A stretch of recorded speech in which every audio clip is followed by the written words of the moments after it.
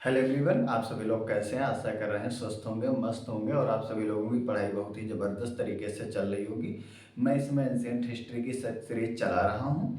उसमें मैंने 2 टॉपिक पूर्ण रूप से कंप्लीट करवा चुका हूं। ठीक है, प्राचीन भारतीय इतिहास के स्रोत और दूसरा पाषाण युग। इस समय जो टॉपिक चल रहा है तीसरा सिंधु घाटी सभ्यता के बारे में चल रहा है। इसमें मैंने सिंधु घाटी सभ्यता के बारे में बता चुका हूँ विस्तार से, सिंधु घाटी का विस्तार, और इससे पहले हड़प्पा सभ्यता के बारे में भी बता चुका हूँ। आज जिस टॉपिक पे बात हो रही है उसका नाम है मोहनजोदड़ो। किसका नाम है? मोहनजोदड़ो। और आज मोहनजोदड़ो का समग्रता से वर्णन करेंगे। तो मोहनजोदड़ो के बारे में विस्तार से वर्णन करना है। आज जो टॉपिक चलाया जा रहा है, टॉपिक काफ़ी इंटरेस्टिंग होने वाला है। अब जितने भी लोग मेरे वीडियो को अच्छे से देखते हैं, प्रॉपर नोट्स बनाते हैं, जो भी अगले यूजीसी नेट जीआरएफ एग्जाम को टारगेट कर रहे हैं वो लोग एक प्यारा सा कमेंट छोड़ सकते हैं, या जो लोग मुझे अगर कोई इससे रिलेटेड प्रॉब्लम्स क्रिएट हो रही है तो भी मुझे बता सकते हैं, वो भी कमेंट में। ठीक है, तो आज जिस टॉपिक की बात हो रही है उसका नाम है मोहनजोदड़ो। किसका नाम है? मोहनजोदड़ो।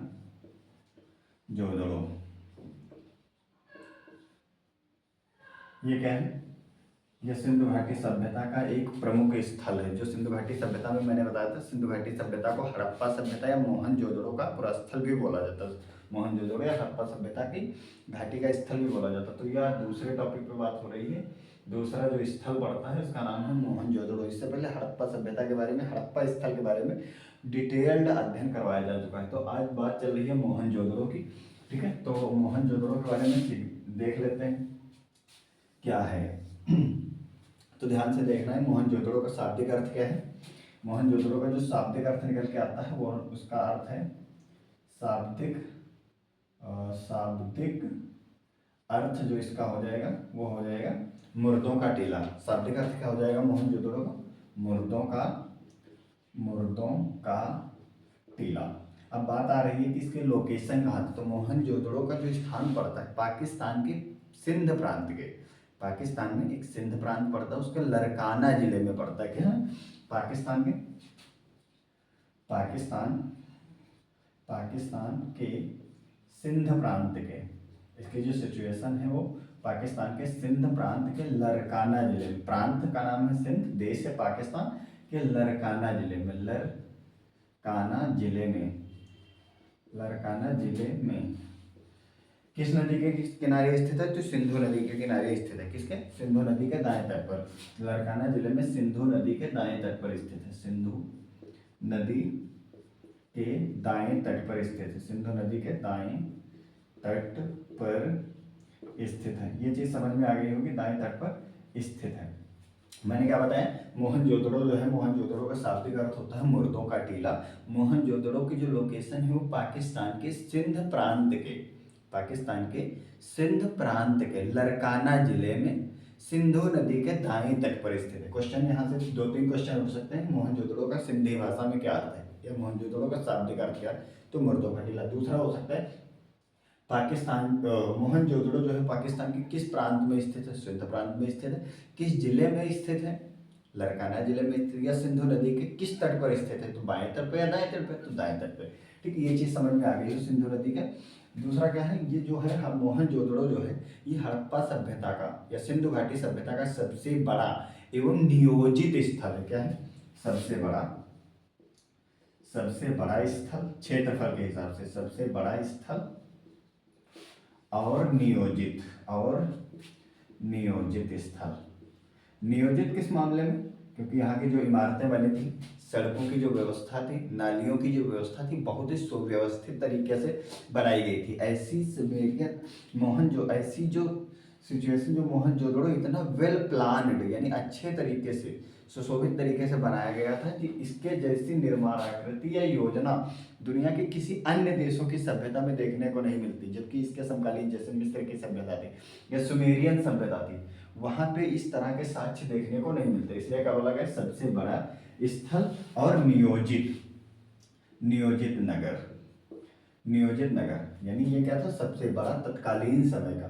ठीक है, मोहनजोदड़ो के बारे में ये चीज हो गई। अब बात आ रही है कि मोहनजोदड़ो का उत्खनन किसने करवाया था। तो मोहनजोदड़ो का उत्खनन जो हुआ है 1922 से लेकर 30 ईस्वी तक, किसकी अध्यक्षता में हुआ है? तो सर जॉन मार्शल। किसकी? John Marshall. जॉन मार्शल, ठीक है, ये पुरातत्वविद है। जॉन मार्शल के निर्देशन में किसने करा था? राखाल दास बनर्जी ने। राखाल पूछा जाता है, राखाल दास बनर्जी ने, ठीक है। 1922 ईस्वी में इसका उत्खनन। तो इससे पहले क्या हुआ था? 1921 में किसका उत्खनन करवाया गया था? हड़प्पा सभ्यता का। किसने करा था? दयाराम साई ने। किसके निर्देशन में या अध्यक्षता में? तो सर जॉन मार्शल के निर्देशन में, ठीक है। तो ये चीज समझ आ गई। 1922 से लेकर 30 ईस्वी तक जॉन मार्शल के निर्देशन में राखाल दास बनर्जी द्वारा इसका क्या करवाया गया? राखाल दास बनर्जी द्वारा इसका उत्खनन करवाया गया। ये चीज समझ में आ गई। अब जब इसका उत्खनन करवाया गया तो पता चला कि नगर कैसा था। जब उत्खनन करवाया गया तो पता चला कि यह नगर कैसा था। तो ये नगर भी कितने दो भागों में बटा था। इसके भाग कितने थे? दो भाग थे। एक था पूर्वी टीला, क्या है? पूर्वी टीला। दूसरा जो पड़ता है, दूसरा जो आता है वो आता है पश्चिमी टीला। जो पश्चिमी टीला आता था इसे दुर्ग टीले के नाम से भी जाना जाता। पश्चिमी टीला को किस नाम से जाना गया? दुर्ग। ऐसा हड़प्पा में भी था, दो भागों में बटा। तो पश्चिमी टीला जो दुर्ग टीला, और जो पूर्वी टीला था वो नगर टीला। नगर टीला में क्या रहते थे? नगर टीला में जो नगर के सामान्य लोग होते थे, जो सामान्य जन लोग होते थे, वो लोग रहते थे। दुर्ग टीले में जो वहाँ का जो मुख्य आदमी होता था, मुखिया होता था, उसके जो ऑफिशियल्स होते थे बड़े बड़े, वो लोग रहते थे। तो दुर्ग टीले की बात हो रही है, ठीक है। तो दुर्ग टीले से ही एक स्तूप का साक्ष्य मिला। क्या मिला? कुषाण काल में स्थित एक स्तूप का साक्ष्य मिलता है। कुषाण काल में स्थित एक स्तूप मिलता है। एक स्तूप का साक्ष्य मिलता है। इसलिए इसे किस नाम से जाना जाता है? इसलिए इसे स्तूप टीला के नाम से भी जाना जाता है। इसलिए इसे स्तूप टीला भी कहा जाता है। ये चीज समझ में आ गई होगी। अब देखो, नगर के दो भाग होते थे। पूर्वी टीला जिसे नगर टीला के नाम से जाना जाता, पश्चिमी टीला जिसे दुर्ग टीले के नाम से भी जाना जाता था। अब ये जो दुर्ग टीला है, नगर टीला, जो दुर्ग टीला होता था, ये क्या चारों ओर रक्षा प्राचीर से घिरा होता था। रक्षा प्राचीर का मतलब हो गया चारों तरफ बाउंड्री की गई होती थी, जो क्योंकि यहाँ मेन आदमी रहता था, मुखिया रहता था उस हड़प्पा सभ्यता का, जो प्रधान हो या उस टाइप में जो लोग रहते थे। राजतंत्र अगर व्यवस्था मानी जाए तो वहाँ पे तो क्या हो जाएगा? यानी किलाबंद बस्ती, यानी रक्षा प्राचीर के जो है ये साक्ष्य देखने को मिलते हैं। अब ये चीज समझ में आ गई। अब यहीं से दुर्ग टीला से, क्योंकि यहाँ पर मेन चीजें बनाई जाती थी, दुर्ग टीला से हमें बृहत स्नानागार का साक्ष्य मिलता है। बृहत स्नानागार, ठीक है। क्या किसके? बृहत स्नानागार के साक्ष्य मिलते हैं। और किस चीज के साक्ष्य मिलते हैं? पुरोहितों के आवास मिलते हैं, सभागार मिलते हैं। क्या मिलते हैं? पुरोहितों के आवास मिलते हैं, पुरोहितों के आवास और सभागार आदि मिलते हैं, ठीक है। अब ये बृहत स्नानागार जो है, अब मैं इसकी बात कर रहा हूँ, बृहत स्नानागार ये जो था, ये इतना बड़ा था, सर्वाधिक हड़प्पा सभ्यता का सर्वाधिक महत्वपूर्ण स्मारक है। यानी जब मोहनजोदड़ो की बात आती है तो सबसे पहले बृहत स्नानागार की बात होती है और एक अन्नागार की बात होती है, एक पुरोहित विद्यालय या महाविद्यालय की बात होती है। तो हड़प्पा सभ्यता मतलब मोहनजोदड़ो की जो बात आएगी तो उसमें बृहत स्नानागार का एक महत्वपूर्ण रोल है या अन्नागार का महत्वपूर्ण रोल है, दो इमारतें। तो बृहत स्नानागार जो है क्या लिख सकते हैं? मोहनजोदड़ो का सर्वाधिक महत्वपूर्ण स्मारक हो जाएगा। क्या हो जाएगा? मोहनजोदड़ो का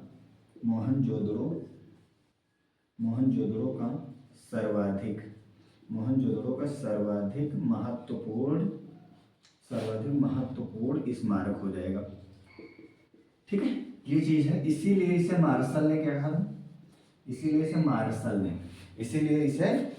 मार्शल ने तत्कालीन विश्व का सबसे आश्चर्यजनक निर्माण भी कहा। इसीलिए मार्शल ने इसे क्या कहा? तत्कालीन विश्व का, दिख रहा होगा, तत्कालीन विश्व का आश्चर्यजनक निर्माण भी कहा है। अब ये चीज समझ में आ गई। बृहत स्नानागार की बात चल रही है, तो ये बृहत स्नानागार इतना विशाल बनाया गया है, यानी मोहनजोदड़ो की बात हो और उसमें बृहत स्नानागार की बात ना हो, इसके बगैर मोहनजोदड़ो जो है बिल्कुल इनकम्प्लीट है, अधूरा लगता है। तो मोहनजोदड़ो का एक सर्वाधिक महत्वपूर्ण स्मारक के नाम से जाना जाता है। इसकी विशालता को देखकर, इसकी बनावट को देखकर उस समय के जो तत्कालीन पुरातत्वविद थे मार्शल ने तत्कालीन विश्व का सबसे आश्चर्यजनक निर्माण कहा था। इस बात में आश्चर्यजनक था, तो इसकी बात कर ली जाए लंबाई की, चौड़ाई की और किसकी, ऊंचाई की या गहराई की।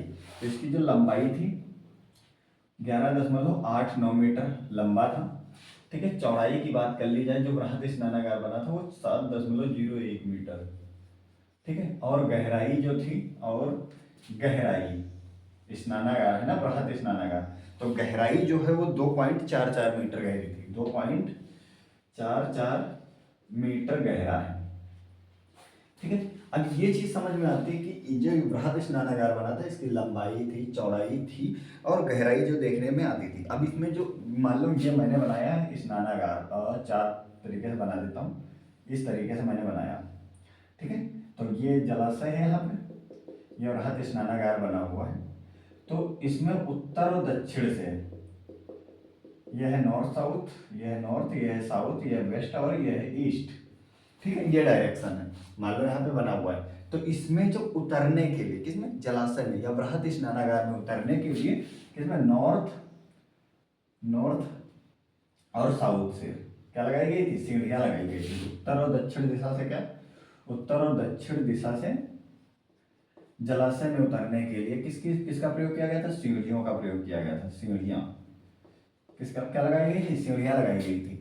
अब ये चीज समझ में आएगी, इसके सीढ़ियां लगाई गई थी। जो जलाशय था इसका जो फर्श थी, यानी इसका जो फर्श था वो पक्की ईंटों से निर्मित था। कैसे बनाया गया था, इसकी जो फर्श थी वो पक्की ईंटों से निर्मित थी।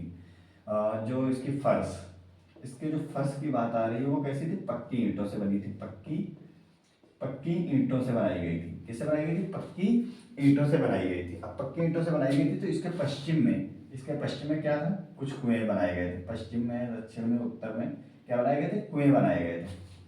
तो यानी स्नानागार के बाहर में क्या बनाए गए थे, बाहर या किनारे पे, बाहर या किनारे पे, किनारे पर बाहर क्या बनाए गए थे, कुएं बनाए गए थे। क्या बनाए गए थे, कुएं बनाए गए थे। और कुएं से पानी भरकर किसमें डाला जाता था, कुएं से पानी भरकर इसमें डाला जाता था, स्नानागार में डाला जाता था। और जो पानी गंदा हो जाता था, जो पानी गंदा हो जाता था उससे, जो पानी गंदा हो जाता था उस नॉर्थ, दक्षिण और पश्चिम की तरफ, दक्षिण और पश्चिम की तरफ एक नाली बनी हुई थी। क्या बनी थी, नाली बनी हुई थी, ठीक है। इसी से गंदा पानी जो था इसका बाहर निकाल दिया जाता था। इसी नली से नाली बनाई गई थी। इसके जो जलाशय था इसके दक्षिण और पश्चिम में, दक्षिण पश्चिम में क्या बनाई गई थी, एक नाली बनाई गई थी जहाँ से गंदा पानी जितना भी होता था वो बाहर निकाल दिया जाता था। कुएं से पानी इसमें भरा जाता था स्नान। और ऐसा होता कब था, ऐसा तभी होता था जब धार्मिक अवसरों का समारोह किया जाता था, धार्मिक समारोहों का आयोजन किया जाता था। ये चीज समझ में आ रही है, तालाब में उत्तर और दक्षिण से उतरने के लिए, उत्तर और दक्षिण से उतरने के लिए क्या बनाई गई थी, सीढ़ियों का प्रयोग किया गया था। इसका जो जलाशय था वो पक्की ईंटों से निर्मित था। इसके चारों तरफ कुएं बने थे। किसका निर्माण किया गया था, कुओं का निर्माण किया गया था, जिससे जलाशय में पानी प्रतिदिन भरा जाता था। और जो पानी गंदा हो जाता था, जो पानी गंदा हो जाता था उसमें एक नाली बनाई गई थी, पक्की नाली बनाई गई थी जो ईंटों से ढकी हुई भी थी, ठीक है। एक नाली बनाई गई थी जो तो उत्तर और दक्षिण दिशा में थी, दक्षिण और पश्चिम दिशा में थी। और वहां से जितना भी जलाशय का गंदा पानी होता था वो बाहर निकाल दिया जाता था।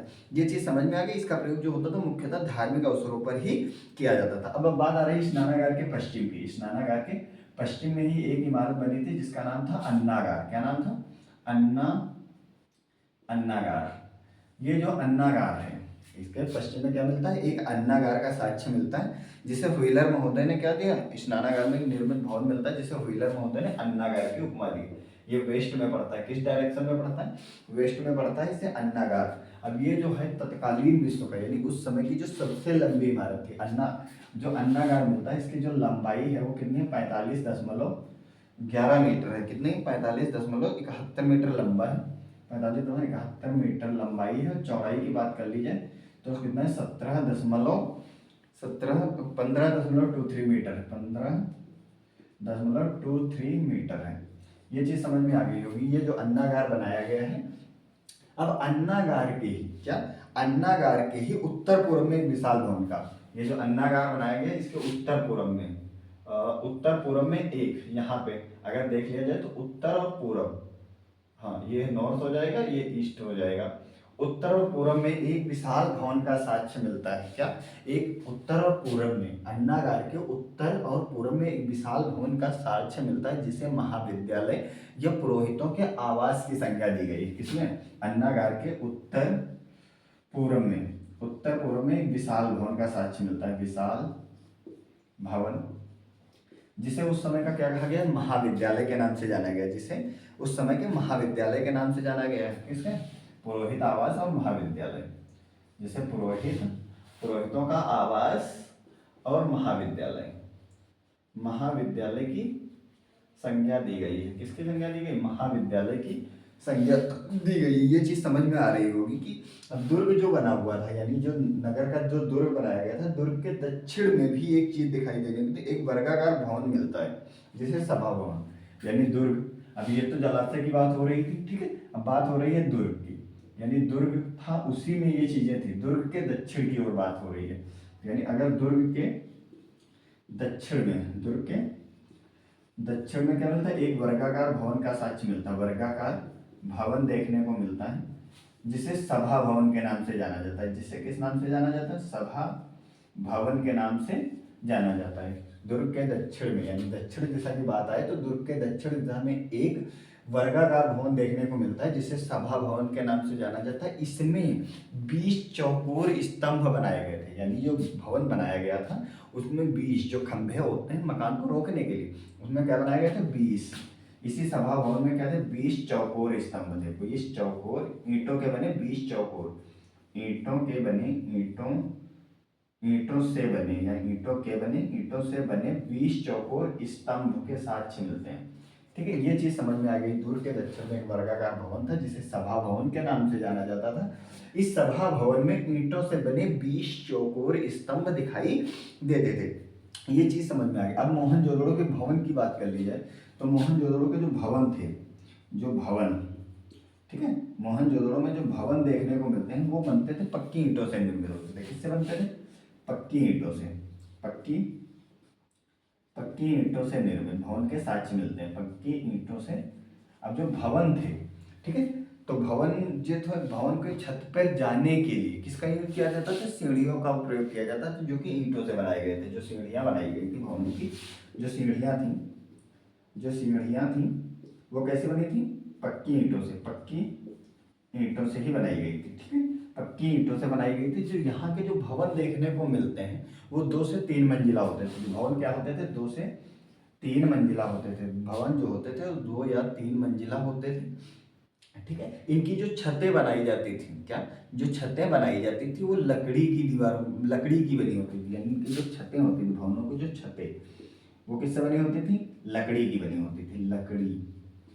और इनके जो फर्श लगाए गए थे वो कच्ची और पक्की ईंटों को मिला के बनाए गए थे। यानी इसका जो फर्श देखने को मिलता है वो कच्ची और पक्की ईंटों से मिलते हैं। यानी यहाँ के फर्श जो थे वो कच्ची और पक्की ईंटों से बने थे, कच्ची और पक्की ईंटों से देखने को मिलते हैं। यानी यहाँ का जो भवन निर्माण था वो पक्की ईंटों से निर्मित किया जाता था।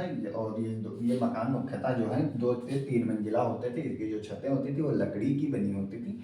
और यहाँ जो छत पर जाने के लिए जो सीढ़ियाँ बनाई गई थी वो पक्की ईंटों से निर्मित करी गई थी। इसका जो फर्श था वो कच्ची और पक्की ईंटों से निर्मित किया जाता था। अब दूसरी एक बात और आती है कि यहाँ का जो, हाँ, जो मकान का जो प्रवेश द्वार होता था वो मुख्य सड़क पर ना खुल करके, यानी जो मकान का प्रवेश द्वार होता था वो मुख्य सड़क पर ना खुल करके, क्या, मकान में गलियां बनी होती थी शहरों में, वह गली में खुलते थे। क्या करते थे, मुख्य प्रवेश द्वार जो था, मुख्य प्रवेश द्वार, जो मुख्य प्रवेश द्वार था वो गली में खुलता था। किसमें, गली में खुलता था, गली में खुलता था। अब दूसरी बात आती है कि इसकी जो मुख्य विशेषता है, मोहनजोदड़ो जो जाना जाता है वो बृहत स्नानागार के लिए जाना जाता है, अन्नागार के लिए जाना जाता है। और एक तीसरी जो महत्वपूर्ण विशेषता है, जो यहाँ से समकोण मतलब कि यहाँ पे जो सड़कें बनाई गई थी वो एक दूसरे को शहर में समकोण पर काटती थी, यानी 90 डिग्री का एंगल बनाती थी। जो मेन सड़क थी, जो मोहनजोदड़ो की जो मुख्य सड़क थी वो 9.15 मीटर चौड़ी थी, यानी काफ़ी चौड़ी बनाई जाती थी, जिसे जिसे पुराविदों ने क्या राजपथ की संज्ञा भी दी है। यानी ऐसी सड़क जो काफ़ी चौड़ी हो उसे राजपथ के नाम से जाना जाता है। तो आशा करना है ये सब लिख लिया होगा, ठीक है। इसे इरेज कर देता हूँ, उसके बाद इधर ये तब तक नोट कर लो, ठीक है। तो हाँ, यहाँ से देख लेते हैं। अब ये चीज़ें समझ में आ रही होंगी, एक एक पॉइंट समझना है, अच्छे से समझ में आ जाएगा। डिफिकल्ट बिल्कुल भी नहीं है, जो भी बताया जा रहा है बहुत आसान शब्दों में बताया जा रहा है। तो बात आ रही थी पूरे भवन निर्माण के बारे में, मैंने बता दिया। जो तीसरी जो मुख्य विशेषता जो यहाँ देखने को मिलती है वो है नियोजित सड़कें। क्या है? नियोजित सड़कें। यहाँ की जो नियोजित सड़कें एक दूसरे को किस पे काटती हैं? एक दूसरे को समकोण पर काटती हैं। एक दूसरे को समकोण पर काटते हैं। एक दूसरे को समकोण पर काटती हैं। समकोण का मतलब हो गया 90 डिग्री पर। शहर के बीचों बीच में जो भी घर या भवन बनाए गए वो सड़क के किनारे बनाए गए थे। और जो सड़क की जो मेन सड़क थी, ठीक है, जो मेन सड़क थी वो कितनी थी? 9.15 मीटर चौड़ी। अब इसी सड़क को किस नाम से जाना गया? राजपथ के नाम से जाना गया। किसने कहा है? पुराविदों ने इसे राजपथ की संज्ञा दी है। मोहनजोदड़ो की बात हो और उसमें बृहत स्नानागार की बात ना हो, अन्नागार की बात ना हो और नियोजित सड़कों की बात ना हो, तो ऐसा लगता है कि जैसे मोहनजोदड़ो का लगभग 80 या 90% हिस्सा बताया ही नहीं जा रहा है, ठीक है। तो ये चीज हो गई, यानी तीन इसकी जो मुख्य विशेषताएं हैं वो हैं। और भवन निर्माण कला तो मैंने पहले ही बता दिया है। अब ये चीज समझ में आ गई होगी मोहनजोदड़ो की जो मुख्य विशेषताएं।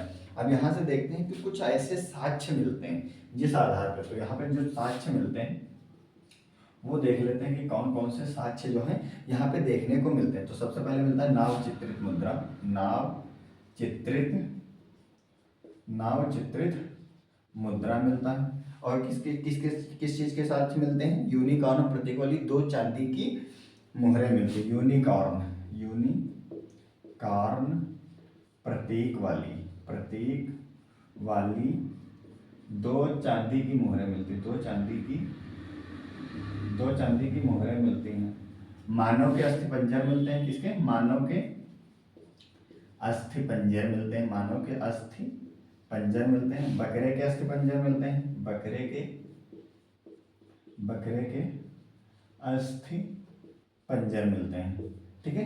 बकरे के अस्थि पंजर मिल जाते हैं। और क्या मिलता है? कब्रिस्तान के साक्ष्य यहाँ से नहीं मिलते, लेकिन क्या मिलता है? 42 मानव कंकाल के साक्ष्य मिलते हैं। 42 मानव कंकाल के साक्ष्य मिलते हैं। और यहाँ से क्या मिलता है? और यहाँ से जो मुख्य स्थान मिलता है वो कांसे की नर्तकी की मूर्ति मिलती है। कांसे की नर्तकी की मूर्ति है। पुजारी है, इसका पुजारी का चित्र मिलता है। पुजारी का चित्र देखने को मिलता है। और एक पशुपतिनाथ की मुद्रा मिलती है। किसकी? पशुपतिनाथ की मुद्रा मिलती है। और क्या मिलता है? एक व्यक्ति को, यानी एक सिक्के पर ऐसे चित्र मिलते हैं जो कि वो व्यक्ति जो है 2 बाघों से लड़ते हुए दिखाया गया है। यानी एक मुद्रा पर एक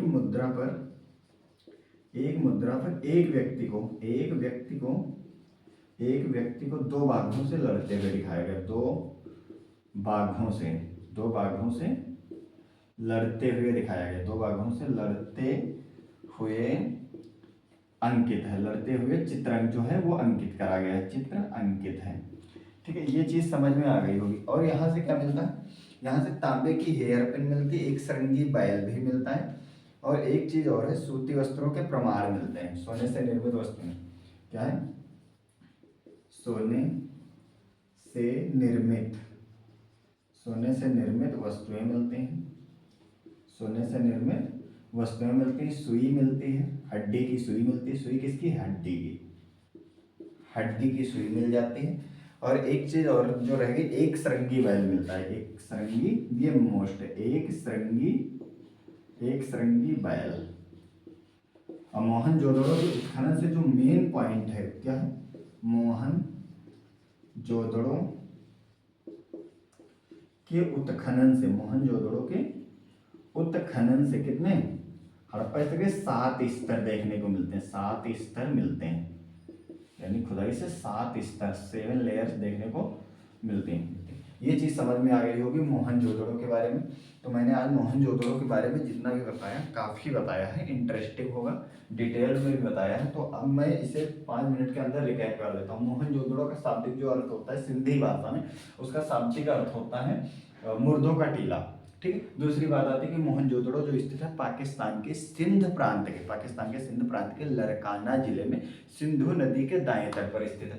तीसरी जो इसके बारे में मैंने बात बताई थी, वो मैंने बात ये बताई थी कि इसका जो उत्खनन करवाया गया था 1922 से लेकर 1930 ईस्वी तक सर जॉन मार्शल के निर्देशन में राखालदास बनर्जी ने किया था। यह हड़प्पा सभ्यता का सबसे बड़ा पुरास्थल था और एक नियोजित शहर भी था उस समय का, जिसे देखकर उस समय के पुरातत्वविद मार्शल ने क्या कहा था, मार्शल ने। उसके बाद मोहनजोदड़ो को 2 भागों में बांटा गया था। मैंने बताया था 2 भाग थे, एक नगर भाग, नगर टीला, जिसे जो पूर्वी टीला था, और जो पश्चिमी टीला था उसे दुर्ग टीला के नाम से जाना जाता था।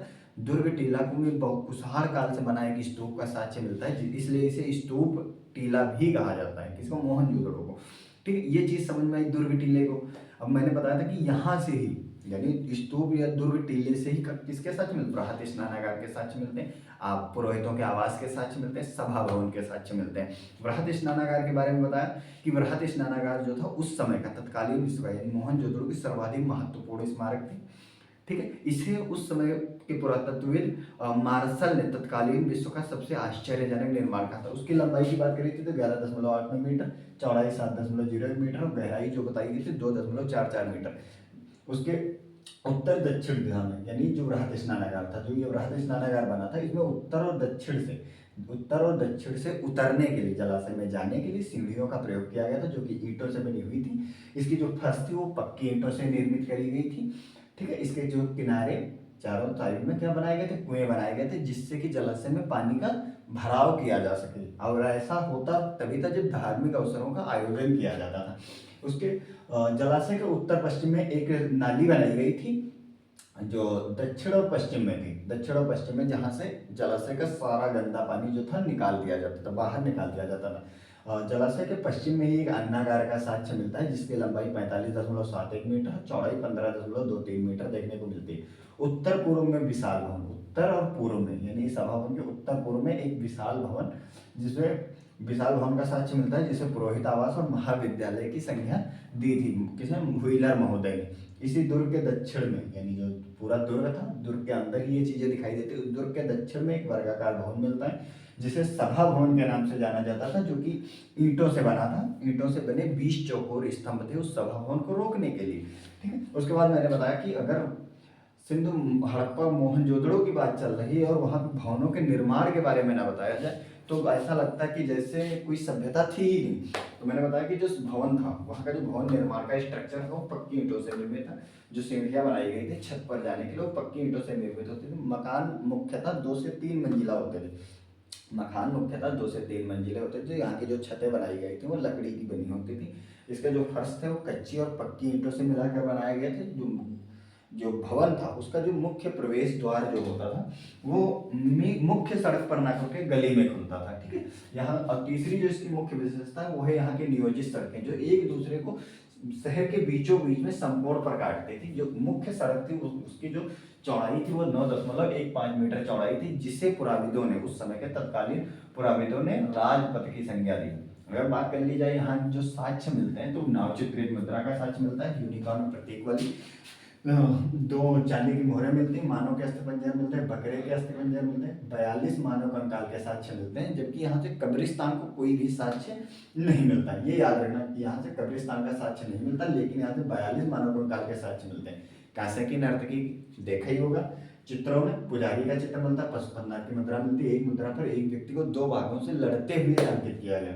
सोने से निर्मित वस्तुएं, हड्डी की सुई के साथ मिलते हैं, एक सरंगी बैल, एक सींग वाला, ये मिलता है। और मोहनजोदड़ो के उस खनन से उसके 7 स्तर जो है देखने को मिलते हैं। आशा कर रहे हैं आप लोगों को ये सीरीज काफ़ी पसंद आ रही होगी, और अगर आप लोगों को ये लेक्चर काफ़ी पसंद आया है तो आप लोग एक प्यारा कमेंट जरूर करें। तब तक के लिए जय हिंद, जय भारत।